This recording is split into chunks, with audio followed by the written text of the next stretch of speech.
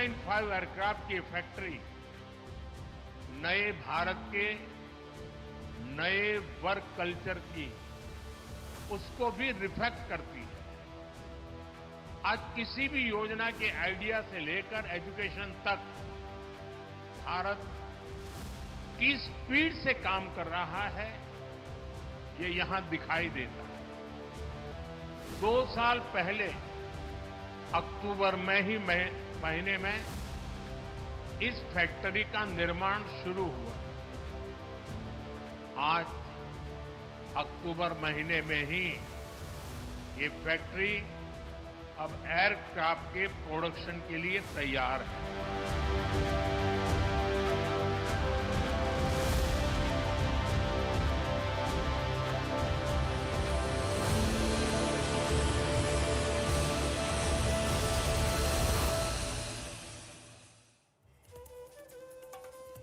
आप ये एयरक्राफ्ट जो उड़ते हुए देख रहे हैं ना, C-295 यानी कि ये देसी उड़ान है, देसी एयरक्राफ्ट है जो ट्रांसपोर्ट एयरक्राफ्ट मिलिट्री के लिए तैयार होगा। इसीलिए हम कह रहे हैं अक्टूबर क्रांति। नमस्कार, मैं हूं विकास भदौरिया और आप देख रहे हैं खबर पक्की है। आज का दिन भारत के लिए बहुत खास है, इसलिए हम कह रहे हैं कि अक्टूबर क्रांति है और ये स्वदेश की ज़बरदस्त उड़ान भी है। जब हम वतन के रखवालों की बात होती है तो सेना का चेहरा हमारे सामने होता है। सेना को हम उसके हथियारों से जोड़कर देखते हैं, लेकिन क्या आपने सोचा है सही वक्त और सही जगह पर अगर ये हथियार, ईंधन, रसद और सेना के बाकी साजो सामान ना पहुंचे तो क्या होगा? यहीं पर काम आते हैं सेना के ट्रांसपोर्ट एयरक्राफ्ट। आज प्रधानमंत्री मोदी ने वडोदरा में जिस फैक्ट्री का उद्घाटन किया उसमें C-295 एयरक्राफ्ट बनेगा और ये पहली बार होगा कि भारत की जमीन पर भारतीय सेना के लिए कोई निजी कंपनी ट्रांसपोर्ट एयरक्राफ्ट बनाएगी। बात तब और अहम हो जाती है जब ये संदेश भी जाता है कि अभी तो सिर्फ शुरुआत भर है। ये रिपोर्ट देखिए।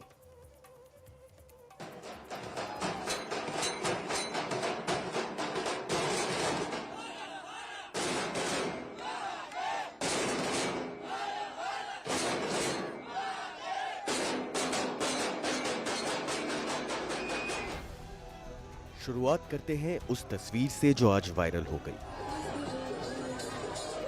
वडोदरा में प्रधानमंत्री मोदी और स्पेन के प्रधानमंत्री पेड्रो सांचेज का रोड शो चल रहा था। तभी प्रधानमंत्री की नजर एक दिव्यांग लड़की पर पड़ी जो दोनों नेताओं की तस्वीर बनाकर अपने साथ लाई थी।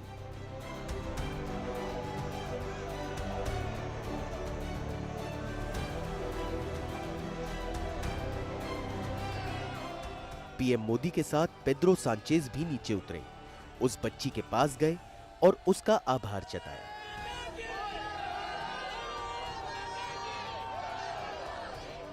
ये एक तस्वीर थी जो छा गई।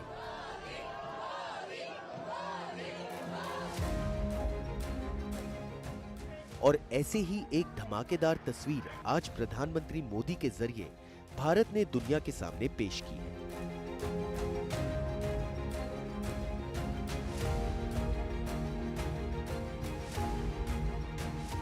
Make in India, make for the world.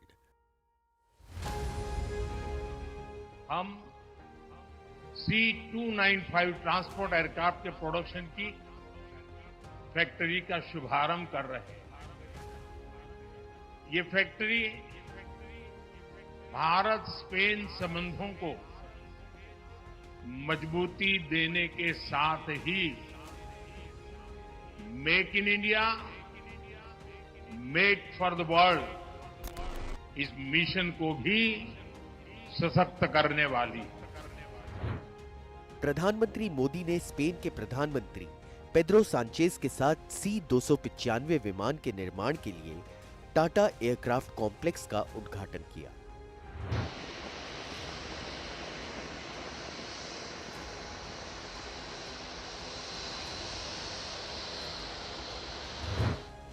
अक्टूबर 2022 के महीने में इस फैक्ट्री की नींव रखी गई थी और अब 2 साल बाद अक्टूबर महीने में ही ये फैक्ट्री प्रोडक्शन के लिए भी तैयार हो गई।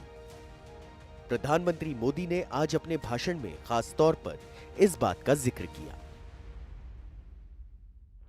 C-295 एयरक्राफ्ट की फैक्ट्री नए भारत के नए वर्क कल्चर की उसको भी रिफ्लेक्ट करती है।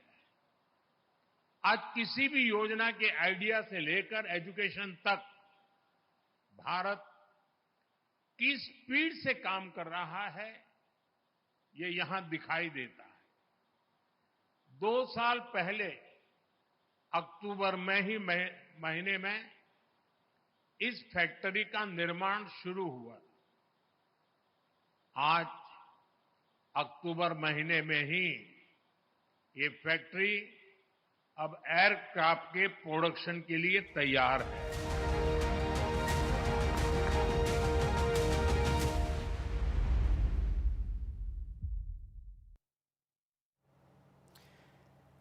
तो 2 साल में C-295 बनने के लिए तैयार हो गया, 2 साल में इसकी फैक्ट्री तैयार हो गई। अब आपको समझ में आया होगा कि तेजस को बनाने में 1 दशक से ज़्यादा का समय क्यों लग गया, क्योंकि जो वर्क कल्चर था जिसकी बात प्रधानमंत्री नरेंद्र मोदी कर रहे थे वो अलग था और अब नए भारत का वर्क कल्चर अलग है। अब आपके सामने C-295 को लेकर बहुत सारे सवाल होंगे, उनके जवाब रख देते हैं और कोशिश करते हैं कि आपकी जो सवाल आपके जहन में उठ रहे हैं उनको शांत किया जा सके। अक्टूबर क्रांति की बात कर रहे हैं, स्वदेशी की उड़ान की तैयारी है। सवाल ये, C-295 है क्या?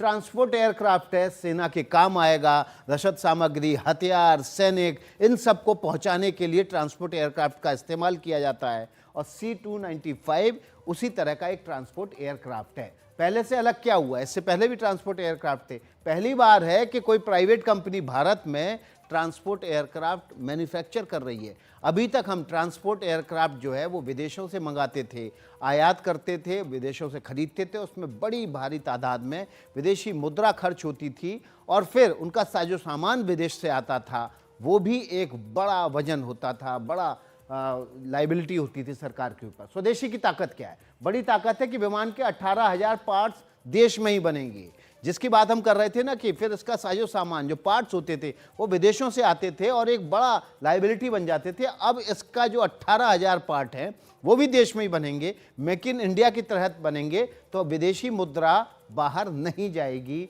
और भारत सरकार का जो बहुत महत्वपूर्ण जो पैसा है वो बचेगा। रोजगार कितने मिलेंगे? सवाल ये, 3,000 नौकरियां सीधे तौर पर मिलेंगी, यानी कि जो ये कॉम्प्लेक्स एयरक्राफ्ट कॉम्प्लेक्स है वहां पर 3,000 नौकरियां मिलेंगी। और कितने रोजगार मिलेंगे? 15,000 नौकरियां अप्रत्यक्ष रूप से मिलेंगी, यानी कि इस एयरक्राफ्ट बनाने वाली फैक्ट्री में जो तमाम साजो सामान इधर उधर से आएगा उनसे जो छोटे बड़े रोजगार पैदा होंगे वो 15,000 रोजगार होंगे। रोजगार के अलावा और क्या फ़ायदा है?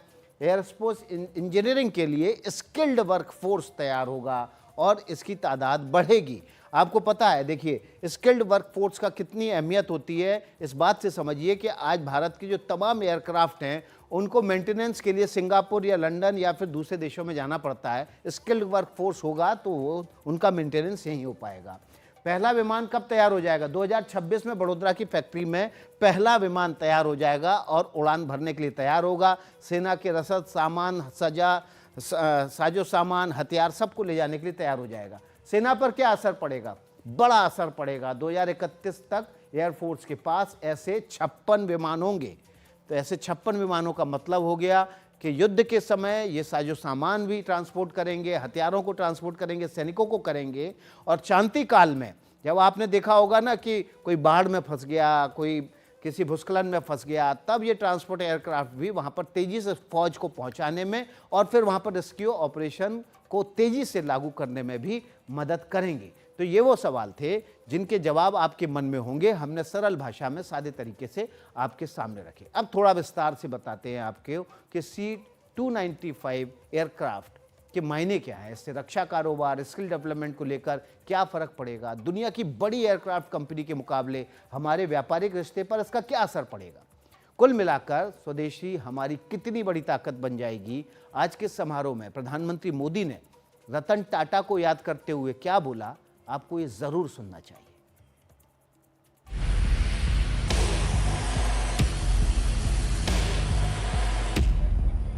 सेना के लिए टाटा और एयरबेस मिलकर C-295 ट्रांसपोर्ट एयरक्राफ्ट तैयार करेंगे। इससे हमारा डिफेंस सिस्टम मजबूत होगा, निर्यात में बढ़ोतरी होगी, रोजगार के अवसर बढ़ेंगे, नई स्किल में बढ़ोतरी होगी और सबसे बड़ी बात, स्वदेशी का बोलबाला होगा। कैसे मिला? प्रधानमंत्री मोदी की बात को ध्यान से सुनिए। एयरबस और टाटा की इस फैक्ट्री से भी भारत में हजारों रोजगार का निर्माण होगा। इस प्रोजेक्ट के कारण एयरक्राफ्ट के 18,000 पार्ट्स की इंडिजीनियस मैन्युफैक्चरिंग होने जा रही है। देश के किसी हिस्से से एक पार्ट मैन्युफैक्चर होगा तो देश के किसी दूसरे हिस्से में दूसरा पार्ट मैन्युफैक्चर होगा। और ये पार्ट बनाएगा कौन? हमारे माइक्रो और स्मॉल इंडस्ट्रीज ये काम करने वाले हैं। हमारे एमएसएमईज इस काम का नेतृत्व करेंगे। हम आज भी दुनिया की बड़ी एयरक्राफ्ट कंपनियों के लिए पार्ट्स के बड़े सप्लायर में से एक है। इस नई एयरक्राफ्ट फैक्ट्री से भारत में नई स्किल्स को, नए उद्योगों को बहुत बल मिलेगा। भारत और स्पेन के बीच 56 C-295 ट्रांसपोर्ट एयरक्राफ्ट खरीदने के लिए 24 सितंबर 2021 को डील हुई थी। इस करार के तहत 16 एयरक्राफ्ट सीधे स्पेन से आएंगे। इनमें से अब तक 6 एयरक्राफ्ट आ चुके हैं, जबकि 40 एयरक्राफ्ट को भारत में ही तैयार करने की प्लानिंग है। पहली बार ऐसा होगा, देश की निजी कंपनी सेना के लिए विमान बनाएगी। कुछ समय पहले ही हमने देश के महान सपूत रतन टाटा जी को खोया है। रतन टाटा जी आज अगर हमारे बीच होते तो शायद सर्वाधिक खुशी उनको मिलती, लेकिन उनकी आत्मा जहां भी होगी वो आज प्रसन्नता का अनुभव करते होंगे।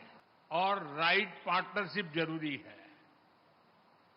भारत का डिफेंस सेक्टर का कायाकल्प राइट प्लान और राइट पार्टनरशिप का उदाहरण है। बीते दशक में देश ने ऐसे अनेक फैसले लिए जिससे भारत में एक वाइब्रेंट डिफेंस इंडस्ट्री का विकास हुआ। हमने डिफेंस मैन्युफैक्चरिंग में प्राइवेट सेक्टर की भागीदारी को विस्तार दिया, पब्लिक सेक्टर को एफिशिएंट बनाया। C-295 विमान 60 के दशक के एवरो एयरक्राफ्ट की जगह लेगा। ये 9.5 टन का पेलोड लेकर जा सकता है। करीब 71 सैनिकों को लेकर उड़ान भर सकता है। एयरक्राफ्ट की स्पीड 482 किलोमीटर प्रति घंटा है। इसे उड़ान भरने के लिए करीब 850 मीटर लंबा रनवे चाहिए, जबकि उतरने के लिए 420 मीटर का रनवे काफी है। विमान हर मौसम में कारगर है। इसमें 2 इंजन लगे हैं और जरूरत पड़ने पर 30,000 फीट तक उड़ सकता है। पहला C-295 एयरक्राफ्ट सितंबर 2026 तक बनकर तैयार हो जाएगा। सेना के लिए ट्रांसपोर्ट विमान C-295 का भारत में बनना हर लिहाज से फायदेमंद है। इससे सेना को कहीं आने ले जाने के लिए आधुनिक एयरक्राफ्ट मिल जाएगा, जो उसकी जरूरतों के लिहाज से परफेक्ट है। देश में बनने से हजारों लोगों को नौकरी मिलेगी और विदेशी मुद्रा भी बचेगी। सबसे बड़ी बात, यह रक्षा क्षेत्र की आत्मनिर्भरता और मेक इन इंडिया की ओर बढ़ते लक्ष्य का बड़ा कदम है। नई दिल्ली से Rajiv Ranjan, NDTV India.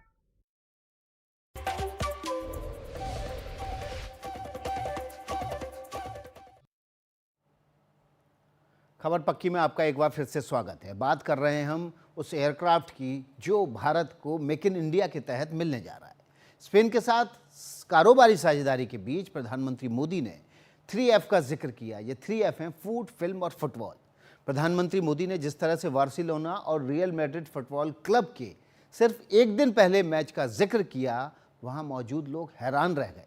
Spain की सभ्यता से लेकर मेक इन इंडिया तक पीएम मोदी ने क्या कुछ कहा और क्या कुछ लोगों ने सुना, वो लोग दंग रह गए।